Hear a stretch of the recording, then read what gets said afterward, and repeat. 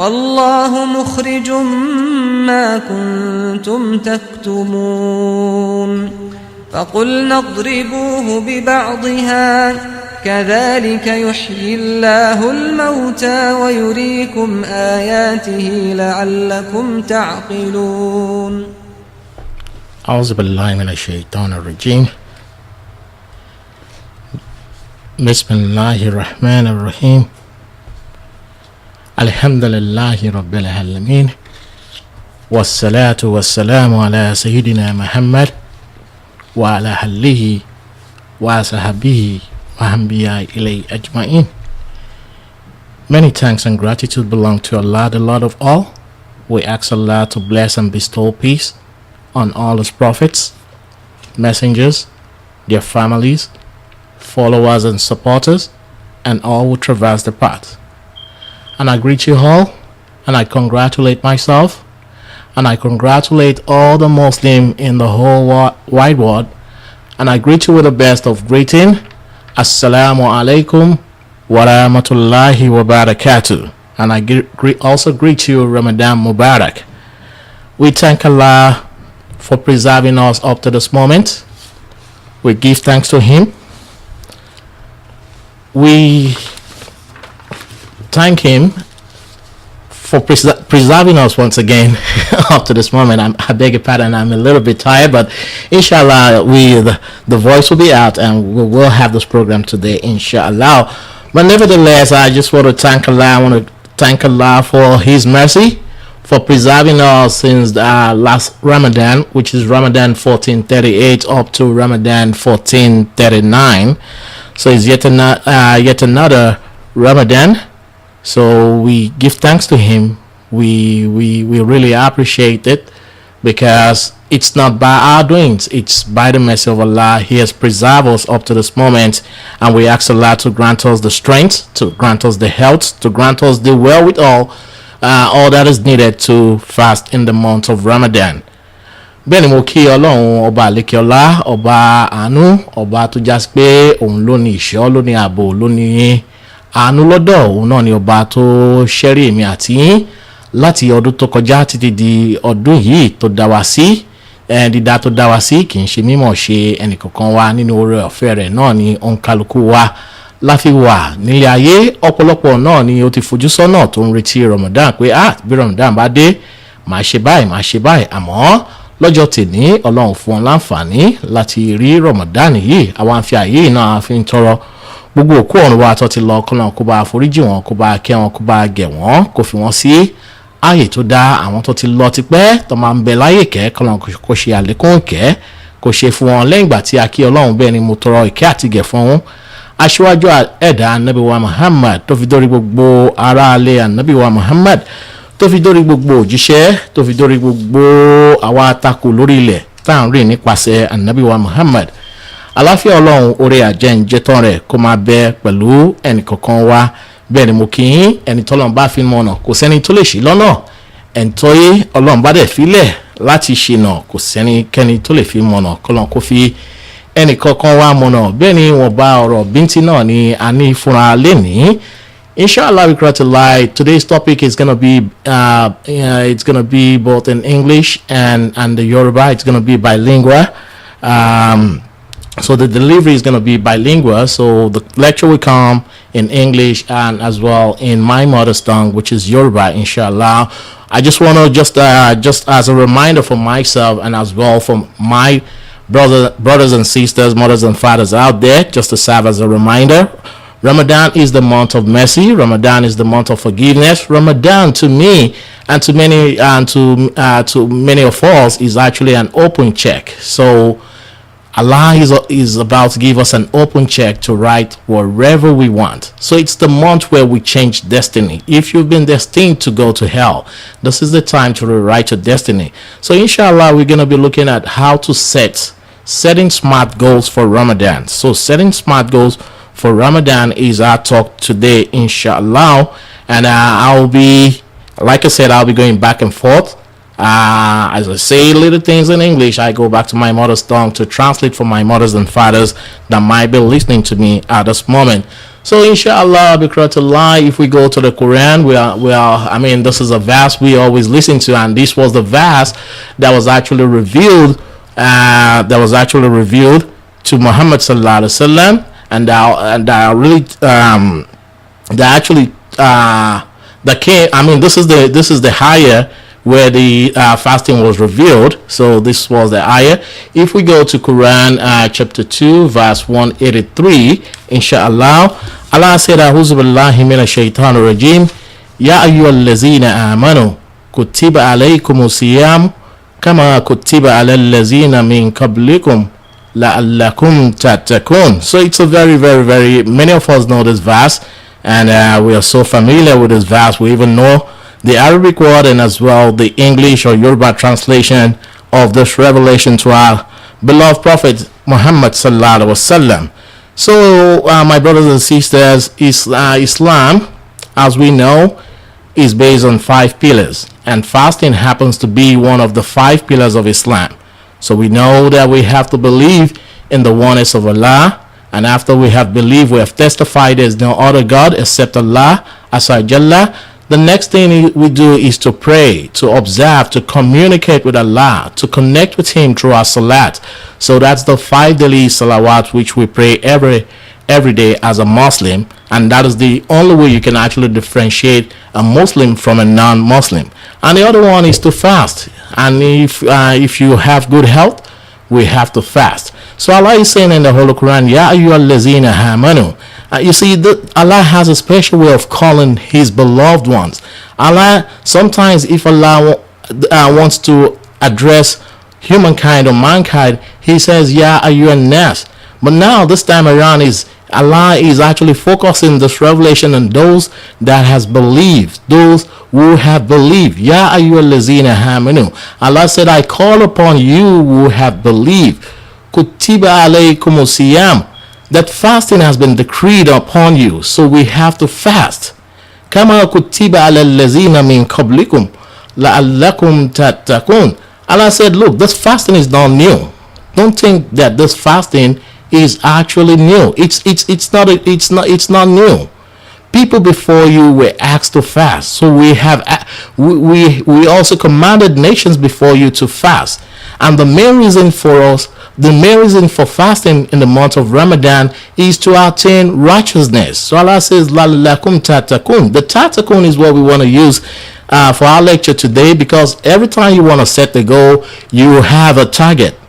There's a target at the end of the day, that this is my target, this is what I want to achieve at the end of my goal. So our goal, inshallah, Allah has actually made it very, very easy for us. Very, very easy, because in this ayat is very, very straightforward. It's very straightforward. Allah said, tattaqun, that at the end of the day, so that we can become righteous. So how am I and you gonna become righteous at the end of Ramadan, and not just maybe for the 20-30 days? So how do you sustain it? All of us, sometimes we have personal goals, we have some lively goals we walk towards. Maybe if you're like me, maybe you set a goal, okay, by the end of the year I want to lose 20 pounds. And you said I want to lose 20 pounds. So now I have to set goals on how to achieve that goal. I can't be my eating pattern can be the same and I achieve that same goal. My lifestyle can be the same and I achieve that same goal. So I need to work towards that goal. So number one, my eating pattern has to change. Maybe I need to exercise more. I need to stop eating late night. A lot of things I have to do in order to achieve that goal. And that is exactly what Ramadan is all about. So Allah has given us all the tools, all the components needed to achieve that taqwa. He mentioned in Surah Al-Baqarah, Quran chapter 2 verse 183. Bẹ́ẹ̀ni ẹ̀yin ìyá mi àti bàbá mi, ohun tí mo sọ ní wọ́n bá èyí tí mo sọ ní Gẹ̀ẹ́sì náà ni pé Ọlọ́run ọba ìlékè ọlá, ọba elétò ni, ọba tó já sí pé gbogbo nǹkan ẹ̀ létòlétò náà ni, kó tó dálé ayé, kó tó dọ́run, kó tó dá gbogbo ohun tó wà nú ẹ̀ náà ni ó ti ní àkọsílẹ̀ gbogbo nǹkan tó já sí pé ètò ti ń bẹ lọ́dọ̀ Ọlọ́run. Ìgbà tí Ọlọ́run ní ká gbàwẹ̀, kò ní gbígbàwẹ̀ tá fẹ́ gbàwẹ̀ ni pé kàkàn débi panú àbí kíní kókó àwẹ̀ yìí. Ẹ̀rí bí gbogbo nǹkan tó bá ń ṣe nínú Islam, gbogbo ẹ̀ náà ni ó nídìí àkàn ṣe à ń fi ọgbọ́n orí àfi ń ṣe ẹ̀sìn Islam torí pé ẹ̀sìn Islam ẹ̀sìn tó já sí pé ẹ̀sìn tó pé ni pípé tó dẹ̀ pé bẹ́ẹ̀ ni kò kù síbì kankan torí pé ọlọ́run ọba lékè ọlá òun náà ni ọba tó já sí pé ọba tó pé ọlọ́run wá ń sọ nígbà tí àyà yìí sọ̀kalẹ̀ nínú oṣù tí a wà yìí nínú oṣù Ṣàbán náà ni àyà yìí ti sọ̀kalẹ̀ fún ànábì wa Muhammad lẹ́yìn ọdún méjì tí wọ́n rìnrìn àjò láti ìlú Mọ́kà lọ sí ìlú Medina òun náà ni àyà yìí sọ̀kalẹ̀ fún ànábì wa Muhammad sallallahu alaihi wasallam ní Medina àyà náà ni Kùránì orí kejì ẹsẹ̀ 183 náà ni ọlọ́run ti ń pe gbogbo àwa tí a nígbàgbọ́ ọlọ́run ní ọlọ́run mọ ọlọ́run ọba àlékeọlá òun náà ló lédè lọ́dọ̀ òun náà ló ní gbólóhùn lọ́dọ̀ nígbà míì tó bá fẹ́ bá gbogbo ọmọ ènìyàn sọ̀rọ̀ ọlọ́run a máa lo gbólóhùn yá ayọ̀ nurse a ní ẹ̀yin ọmọ ènìyàn ẹ̀yin ọmọ ádámọ̀ mo pè yín àmọ́ nísìnyí ọlọ́run wá pé gbogbo wa torí pé ọlọ́run mọ̀ pé gbogbo wa kọ́ náà ni mùsùlùmí ọlọ́run mọ̀ pé gbogbo wa kọ́ bó tiẹ̀ jẹ́ pé dídá tóun dá wa dídá mùsùlùmí ló dá wa àmọ́ gẹ́gẹ́ bí àdìs ànábì tí a kà náà ni pé bíbí tí wọ́n bí gbogbo wa bíbí islam náà ni abáwálé ayé àmọ́ bóyá látàrí pé ilé ta yà sí òun náà fi sọ wá di ohun tí wọ́n sọ wá dà àmọ́ ibẹ̀ kan mò ń lọ lénìí ibi tí mo wá ń lọ lénìí náà ni pé ọlọ́run dìídì pé àwa tí a ti gbàgbọ́ torí pé ẹni tí ò tí gbàgbọ́ ẹni tí ò gbàgbọ́ nínú ọlọ́run tó já sí òpó kìíní nínú ẹ̀sìn Islam tí ò tí gbàgbọ́ a lè ní kóríyàn bẹ́ẹ̀ gbàwẹ̀ a ò pé àwẹ̀ ẹ̀rọ lòún pa fún mi oríyàn bẹ́ẹ̀ ò ní dá wa lóhùn a ò pé ọ̀rọ̀ wa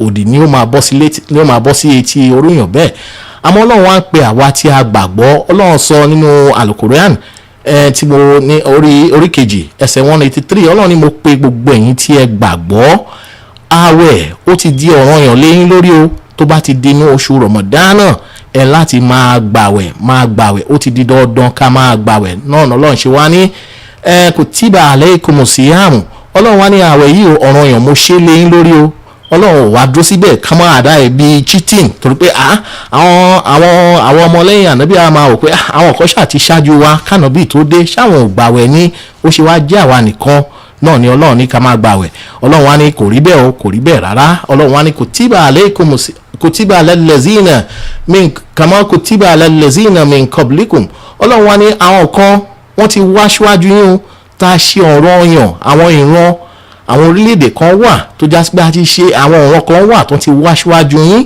tó já sí pé a ṣe ọ̀ranyàn àwẹ̀ àṣelọ́run ọ̀ranyàn fún wọn láti máa gbàwẹ̀ tó já sí pé kò wá ń ṣe tuntun àwẹ̀ yìí kì í ṣe tuntun ìgbà táwa wò ó ànábì wa Muhammad mọ́ àwò pé tó nígbà míì tí wọ́n bá fẹ́ set goal tí wọ́n bá ní àfojúsùn pé nǹkan báyìí mo fẹ́ ṣe o báyìí ni á nídìí tí wọ́n fi ń ṣe àbí gbogbo àtà ń lọ́léwé ó nídìí tí a fi ń lọ́léwé à ń lọ́léwé láti rí mọ̀ tá bá rí mọ̀ láti rí àwọn nǹkan tá a fi nígbésí ayé ìṣẹ̀mí dáadáa lórí ilẹ̀ ayé òun náà la ṣe ń wá ìmọ̀ àwa tọ́nà dé àníkà gbàwẹ̀ kí nìdí tá a máa fi gbàwẹ̀ ọlọ́run wá ìgbà tọ́lọ́run wá sọ wá pé tó ẹ má rò pé ẹnìkan mo ní kẹ́ gbàwẹ̀ o àwọn ìran kan ti wá síwájú yín tó já sí pé mo ṣe ọ̀ranyàn àwẹ̀ lé wọn lórí àmọ́ pàápàá jùlọ ọlọ́run wá ní làlàkùn tàtàkùn ní pé ohun tí mo fẹ́ náà ni pé kẹba lè jẹni tí ó ṣoríire kẹba lè jẹni tí ó páyà ọlọ́run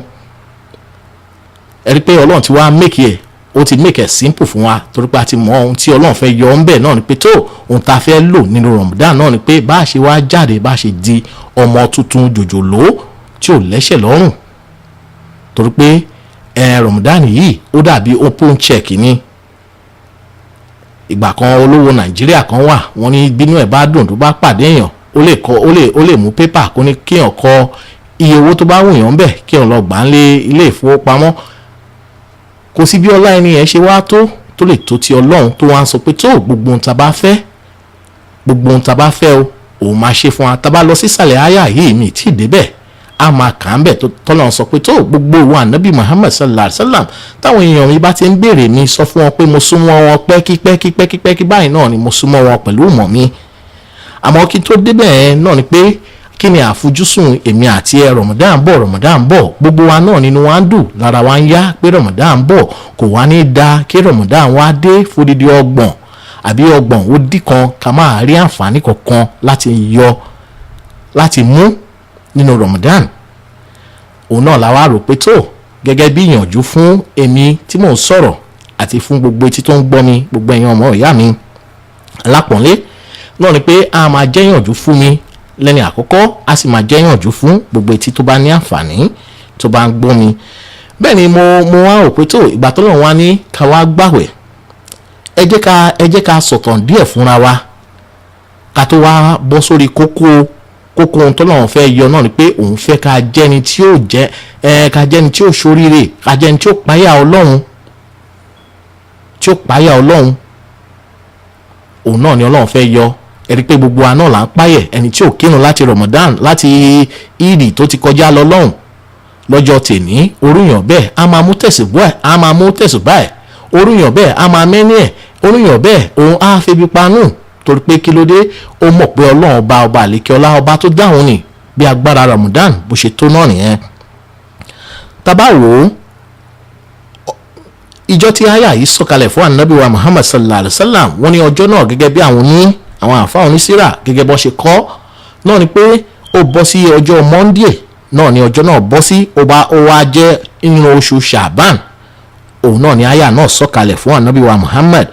Ó sì jẹ́ ọdún kejì lẹ́yìn ìgbà tí wọ́n fi Mọ́kà sílẹ̀ fún Mọ̀dínà, nígbà tí àwọn kèfèrí Mọ́kà ò jọ ń sinmi tọ́lọ́run fi pa wọ́n láṣẹ pé tó kàn lọ sí Mọ̀dínà. Lẹ́yìn ọdún méjì tí wọ́n ti fi kalẹ̀ sí Mọ̀dínà náà ni àyà yìí wá dé.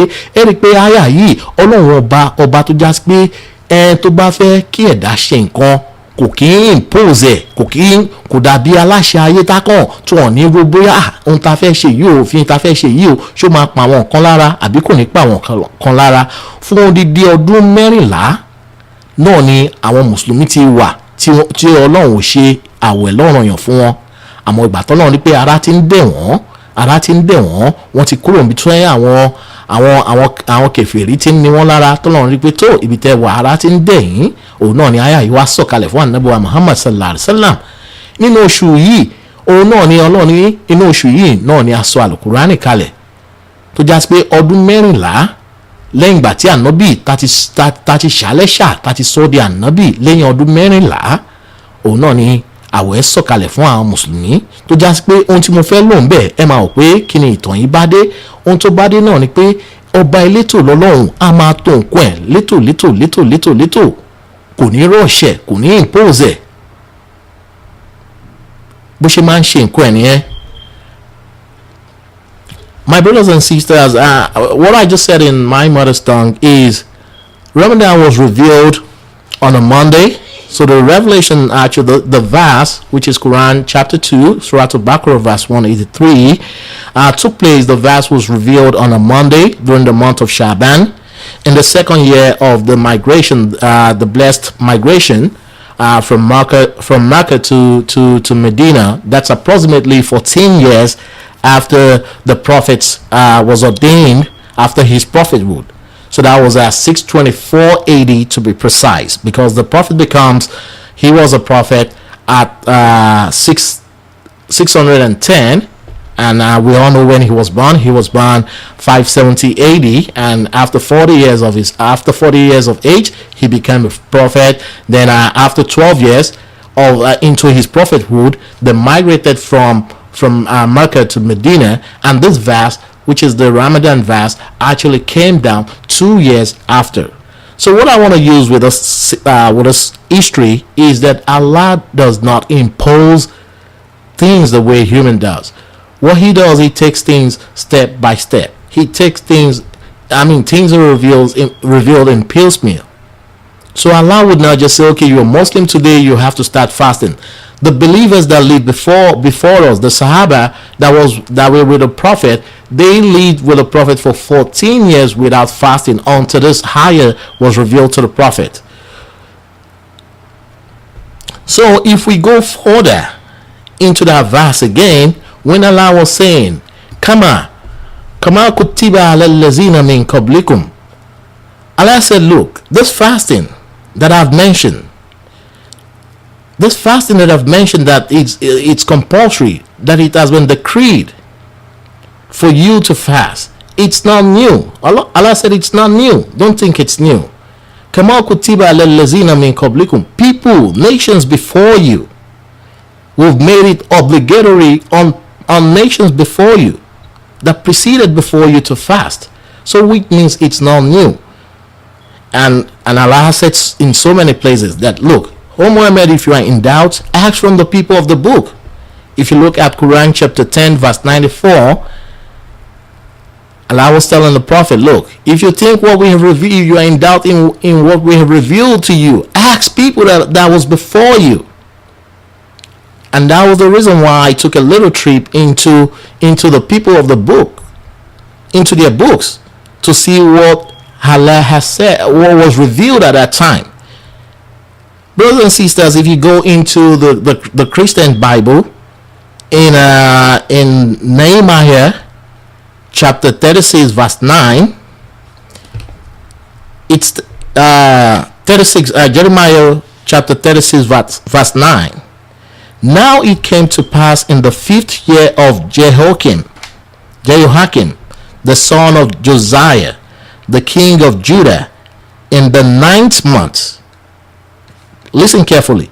In the 9th month, that they proclaimed the fast before the Lord to all the people in Jerusalem, and to all the people who came from the city of Judah to Jerusalem. You see, when Allah says something, you have to go confirm. You have to go confirm. He said, Kama kutiba ala lazina min qablikum. Fasting was also prescribed, was also decreed upon those before you, nations before you. La'allakum tattaqun, so that you can become righteous.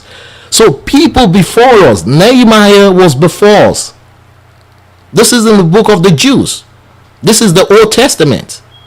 This is not even in the New Testament. This is in the Old Testament.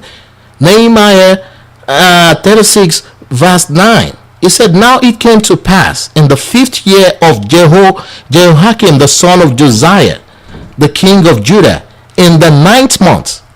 If you know how to count, how to read the Arabic, the Islamic calendar, Ramadan is the 9th month. Ramadan is the 9th month. And they said they proclaimed, just like we are proclaiming right now, just like if the moon has been sighted, or if we have counted Shaban to be 30, we proceed into Ramadan, we proclaim it is time for fasting. Every believing Muslim woman and men and women must fast. It is a must. It is obligatory for us to fast. So we shouldn't think this is just new.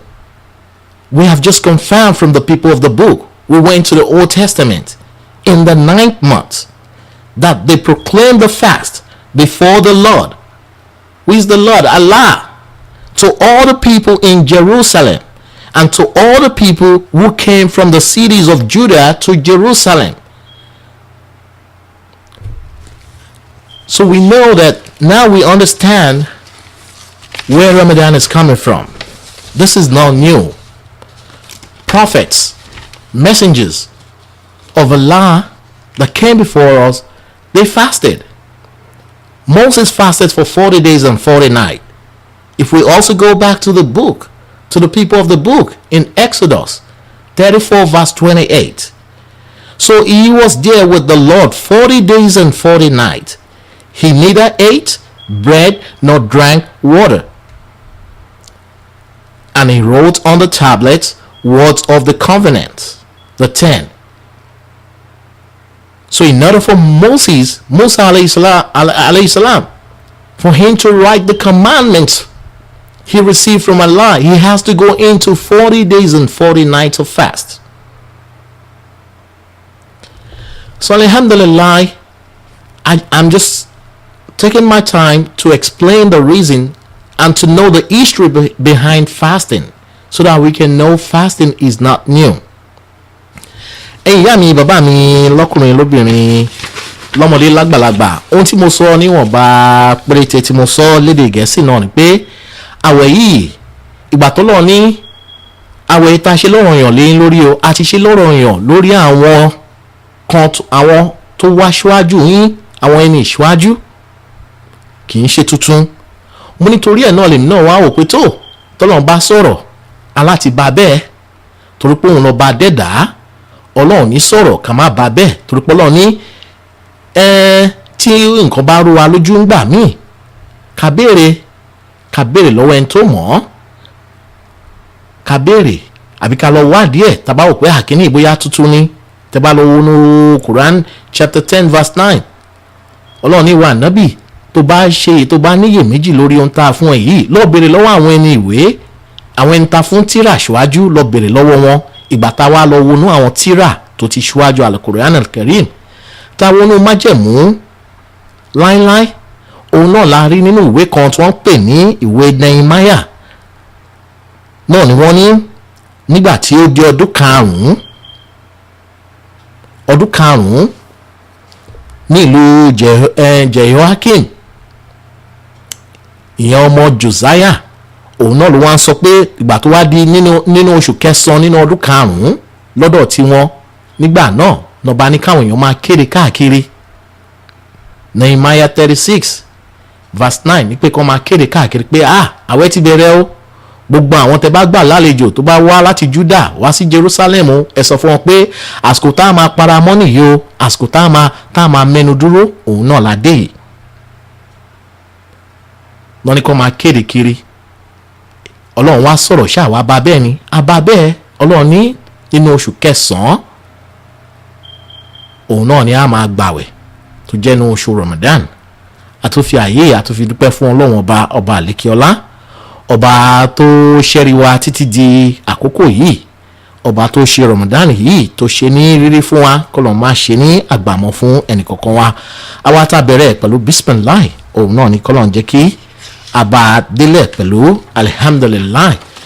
Bí ṣe tí wọ́n tẹ̀síwájú nínú ohun tí mo sọ nínú Gẹ̀ẹ́sì, òun náà ni pé Ànábì Musa, Ànábì Isa, àwọn méjèèjì náà gbàwẹ̀ gẹ́gẹ́ bí a ṣe rí kà náà ni wọ́n gbàwẹ̀. Àwẹ̀ táwọn gbà gan 40 ọjọ́ àti 40 òru òun náà fi gbà á.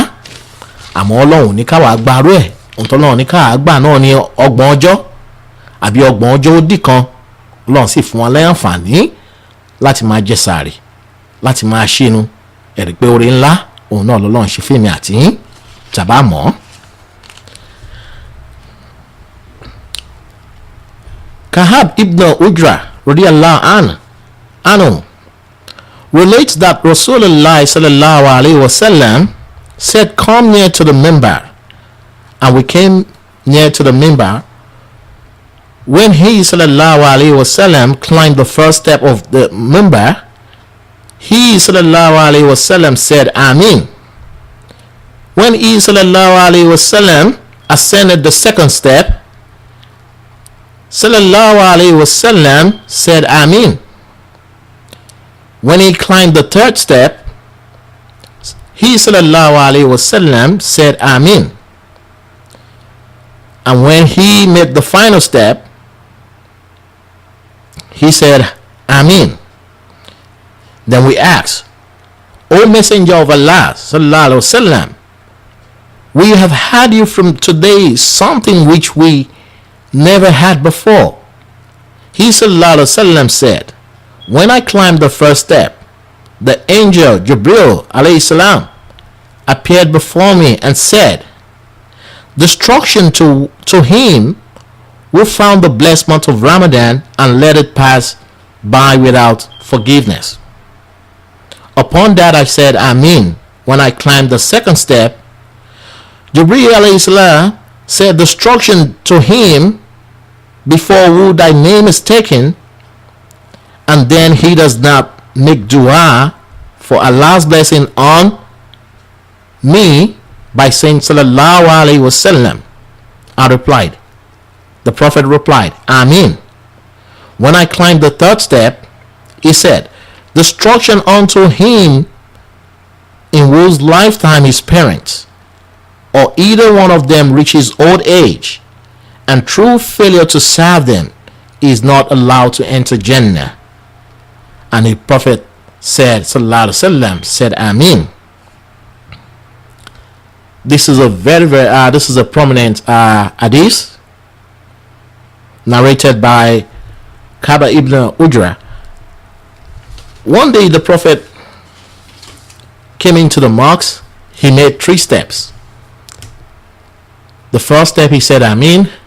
The second step he said Amin. The third step he said Amin.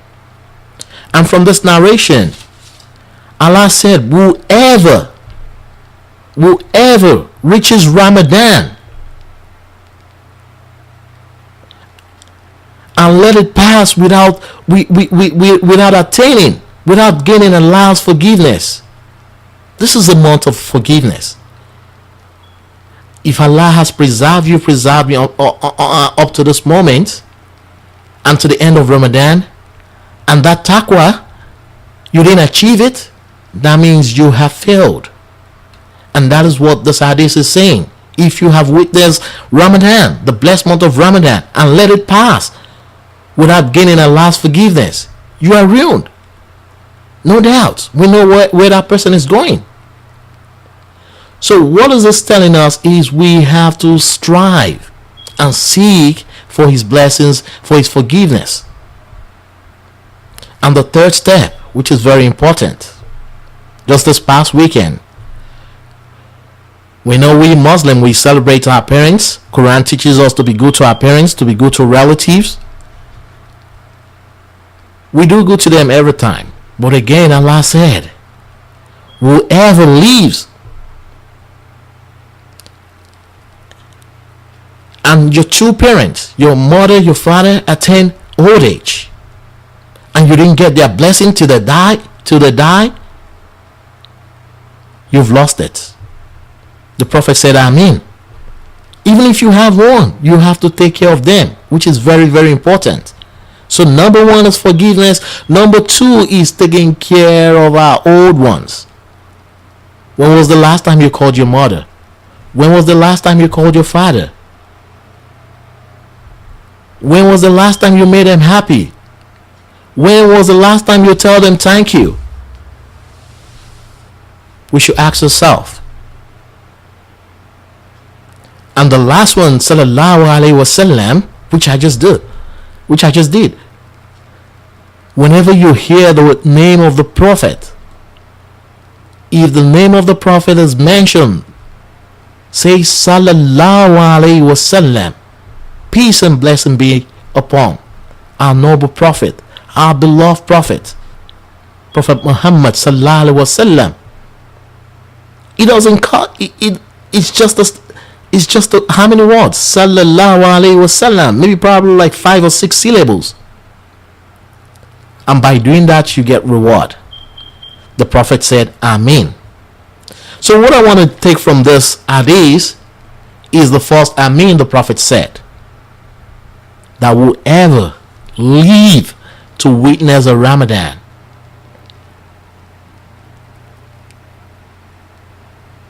and did not gain Allah's forgiveness, do not come out to become, is not righteous at the end of Ramadan, is not not conscious of Allah, you've lost it. So that is our main goal today. And inshallah, in the second half, I'll be giving us tip on how we can set goals. I talked about SMART goals. So before I go into the academics, I'm just trying to go into the Quran and the Sirah, and as well as the Hadith, so we know the reason why we have to fast. It's part of our deen, it's part of our faith, because every Muslim at least must be able to actively do 3 things out of the 5 pillars of Islam. All of us are not rich. We may not make Hajj in our lifetime. That's understandable. Some of us are not rich. We may not be able to give zakat. That's understandable. But most of us, alhamdulillah, we can at least afford 2 square meal, if not 3. So fasting is decreed upon us. We have to fast. We have to pray 5 times daily. We have to believe in Allah. The Tawheed. When you believe in Allah, La ilaha illa, there is none, nothing. Not in the east or the west, the south or the north. Nothing. There's nothing that is worthy of worship except Allah.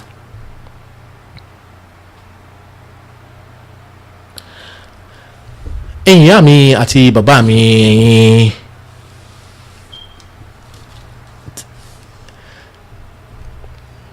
ohun tí mo sọ ní èdè Gẹ̀ẹ́sì náà ni pé Ànábì sallallahu alaihi wasallam nínú ẹgbà àwọn àdìsí kan tí ó gbajúmọ̀ gan tó jásí pé gbogbo àná ni a ti gbọ́ rí náà ni pé ṣàdédé náà ni Ànábì tí kì àtọ́là ń bẹ fún náà ni wọ́n wọ inú mọ́ṣáláṣí, ọba gorí múmbàlì, ẹsẹ̀ àkọ́kọ́ tó kọ́kọ́ gbé láti gorí múmbàlì, Ànábì sọ àmín,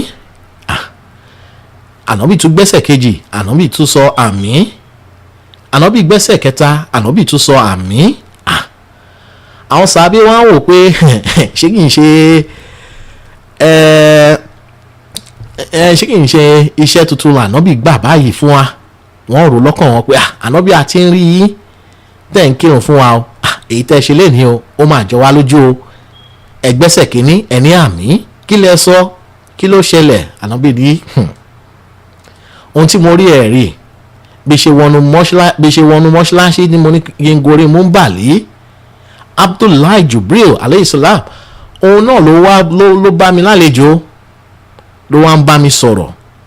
Ó ní gbogbo ẹni tó bá rí Ramadan títí tí Ramadan náà fi lọ tí ò rí ojú àánú Ọlọ́run, tí ò rí àforíjì Ọlọ́run, orí èèyàn bẹ́ẹ̀ ó ti tán fún un. Ànábì ní tó àmín. Wọ́n ní kí ni àmì ẹlẹ́ẹ̀kejì? Àmì ẹlẹ́ẹ̀kejì náà ni pé ìgbà t'Ànábì gbé ẹsẹ̀, Abdullahi Jibril tó wá sọ̀rọ̀ náà ni pé gbogbo ẹni tó lọ́n bá tó dá àwọn òbí rẹ̀, yálà ìyá rẹ̀ ni o, yálà bàbá rẹ̀ ni o, tọ́lọ́n wá dá wọn sí títí, àmọ́ kò gbàdúrà lẹ́nu wọn, kò rí ìyọ́nú àwọn òbí rẹ̀ títí tó ń fi wọlé Ọlọ́run. Abdullahi Jibril ní ìgbé Ọlọ́run kò máa bẹ orú àwọn èèyàn bẹ́ẹ̀. Ànábì sallallahu alaihi wasallam tí kí àtọ́là ń bẹ fún wọn láwọn ní choice, àwọn ní àmín. Èyí tó sì kẹta náà ni pé gbogbo bí tá a bá ti gbórúkọ Ànábì sallallahu alaihi wasallam tó máa ti dárúkọ Ànábì ká máa ní sallallahu alaihi wasallam, ká máa tọrọ ìkẹ́ àti ìgẹ̀ fún Ànábì. Gbogbo bí tá a bá ti gbórúkọ wọn ká máa tọrọ ìkẹ́ àti ìgẹ̀ fún Ànábì nípò ṣe dandan. Òun náà ni àkórí àdìsí yẹn. Àti wọ́n á rí kókó, àti rí kókó ń bẹ̀ náà ni pé kókó tí a fẹ́ yọ ń bẹ̀ náà ni pé tó Ọlọ́run ti wá ṣẹ́rí èmi àti yín, ó dé mi àti yín, kò dá wa sí lásán. Nínú àánú rẹ̀ tó wá ṣẹ́rí wa títí di àsìkò yìí tá wá rí Ramadan tuntun yìí, báwo lèmi àti yín ṣe máa ní àṣeyọrí? Báwo ni ìgbàgbọ́ wa? Báwo ni iṣẹ́ wa, àwọn ìbádà wa, báwo ni ó ṣe lékún, bí ó ṣe jẹ́ àtẹ́wọ́gbà táwa fi di ọmọ tuntun wájú Ọlọ́run? Nínú àdìsí kan tí Ànábì wa sallallahu alaihi wasallam tó ń sọ náà ni pé wọ́n ní àwọn àkọ́kọ́ Ramadan náà wọ́n ní ìkẹ́ àti ìgẹ̀ Ọlọ́run ó kún fún ìkẹ́ àti ìgẹ̀ Ọlọ́run. Wọ́n ní àárín Ramadan ni pé èyàn wá kún fún àforíjì.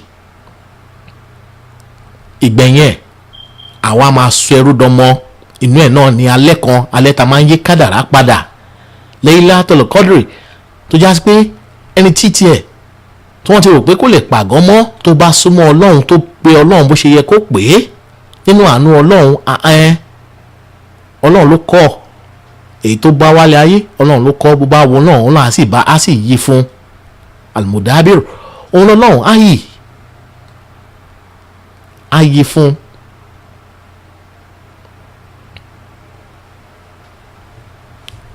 torí ẹ̀ rírí tàwa rí Ramadan yìí àti mọ kókó ohun tó náà fẹ́ yọ ń bẹ̀ náà ni takwa yẹn tatakun. tábà lọ wọnú ẹgbàwá àdìsí kan tá gbọ́ lẹ́nu Umar radiyallahu anhu, òun náà ló wá ń bi sàábì kan yẹn Ubay bin Kahab radiyallahu anhu, ó wá ń bi pé kí tiẹ̀ ní kókó takwa yìí, kí là ń pè ní takwa, kí là ń pè kí èèyàn máa páyà Ọlọ́run, ṣé ìmá bẹ̀rù Ọlọ́run, kí èèyàn máa kí páyà múyàn, kí gìnìgìdì báyàn, ṣé òun ni à ń pè ní bẹ̀rù Ọlọ́run ni. ó bá ń bèèrè lọ́wọ́ ìyẹn Umar radiyallahu anhu náà ló wá ń bèèrè lọ́wọ́ Ubay ní pé kí tiẹ̀ ní kí là ń pè ní takwa. Ubay wá ń sọ fún Umar, ó wá ní tó bá fẹ́ wọnú igbó tí igbó yẹn wá jẹ́ kìkì ẹ̀gún lọ́tún kìkì ẹ̀gún lósì, tó dẹ̀ ká lápèjúwe ká ló wọ agbádá ó wá wọṣọ, báwo ló ṣe rìn láàrin ẹ̀gún yẹn tí nǹkan ò ní fi tí ẹ̀gún yẹn ò ní fi gún ẹ, báwo ló ṣe rìn tó bá fẹ́ rìn láàrin ẹ̀gún. Umar radiyallahu anhu ó wá ń dá lóhùn pé ohun tí ń ṣe náà ni pé gbogbo aṣọ mi mo máa ká gbogbo aṣọ mi mọ́ra ni, màá kóra jọ láti rí pé mo ṣọ́ra rìn. Ibi tí n bá ti ń ṣọ́ra aṣọ mi ò ní lè kọ́ àwọn ẹ̀gún náà, màá ṣọ́ra láti rìn nínú ẹ̀gún náà tó jásí pé aṣọ mi ò ní kọ́ ẹ̀gún, bẹ́ẹ̀ ni mi ní fara kẹ́gún. Ubay wá ní ohun tí wọ́n ń pè ní takwa, ìtumọ̀ takwa gangan náà nìyẹn. Kò wá dúró síbẹ̀, Sheikh al-Islam Ibn Taymiyyah àwọn náà wá ṣe àpèjúwe kí là ń pè ní takwa, kí là ń pè ní takwa. Òun náà ni taba wọnú àdìsí tí agbó láti ẹnu Umar, a rí pé ohun tó ń pè ní takwa náà ni pé ohun tó lọ́n bá kọ̀ ká jìnnà sí, ohun tó lọ́n bá fẹ́ ká súnmọ́, ká sáré tètè. Mọ́ṣáláṣí ọmọ akítàráwì lálẹ́ ká sáré dé mọ́ṣáláṣí, a máa gbà ẹ̀ lọ́la ká jí sáré ká gbàwẹ̀. Àwẹ̀ wá pé lóríṣiríṣi, ẹni tó bá gbàwẹ̀ gbogbo ohun tó ti ń ṣe nígbà tí Ramadan tún ìdè tó mọ̀ pé ó kù díẹ̀ káàtó, ìwà àti social media 24/7 ní, ọ̀rọ̀ ọlọ́rọ̀ 24/7 ní, gbogbo ìwòkúwò sọ́màláwà yìí. Àwẹ̀ ò dá lórí oúnjẹ, ohun tó ń pè láwẹ̀ òun náà ni ìkóraró kí ọ̀ self restrain. Àwọn nǹkan tó jásí pé èèyàn lè ṣe àmọ́ èèyàn kóra èèyàn níjàánu, kí ọ̀ kóra èèyàn níjàánu láì jẹun. Oúnjẹ wà ń bẹ, ọ̀pọ̀lọpọ̀ alá ló ń jẹ àní jẹ, ọ̀pọ̀lọpọ̀ alá ní múmu àní mu, ọ̀pọ̀lọpọ̀ alá níyàwó ńlé a lè bá ìyàwó wa ní ṣe súnà lọ́sàn-án àwẹ̀, tó jásí pé akọ́raró ohun tó ń pè ní takwa nìyẹn. Gẹ́gẹ́ bí Ibn Taymiyyah bó ṣe ṣàlàyé ní pé gbogbo nǹkan tó lọ́n bá ti ní tó àwọn kìíní yìí Ọlọ́run fẹ́ràn ẹ̀, wájìbù ní aṣelọ́rọ̀ èèyàn bá ṣe ṣàwẹ̀ léyìn lórí. Ó wá ní máa dọ́gbọ́n, mo mà ní appendix, ara mi ò máa gbé, ó wá ń dọ́gbọ́n. Ṣó dìgbà yìí pé Ọlọ́run ọba tó rínú ròde ni, ó mọ̀ bóyá ó wà òkè, ó mọ̀ bóyá ó wà òkè, ó ò lè máa dígbọ́n, tó bá dígbọ́n fẹ́yàn ó ò lè dígbọ́n fọ́lọ́run. Òun náà ni pé takwa náà ni pé ohun tí wájìbù lélẹ̀ o, ọ̀ranyàn ni o, wàá ṣe. Àbí àwọn kìíní o, oore ń bẹ́ẹ̀ tó bá ṣe o, mustahabu ni o, tó bá ṣe o, ládàá ń bẹ́ẹ̀ tó bá kírun tán kò yan náfìlà méjì, tó bá ká dìde lóru ká gbàwẹ̀ súnà kankan, gbogbo àwọn nǹkan bẹ́ẹ̀ yẹn àwọn mustahab bẹ́ẹ̀ wọ́n dá tó jásí pé wọ́n wà recommended ká sáré ṣe. Ohun tí Ibn Taymiyyah ń sọ nìyẹn. Wọ́n ní ohun tó lọ́n bá pè ní àrámù, pé àrámù lélẹ̀ o, ẹ jẹ́ kí a jìnnà sí àrámù ká má súnmọ́. Àbí mọ̀kúrò ohun tó lọ́n bínú sí, ohun tó lọ́n yọ́nú sí káà náà jìnnà sí.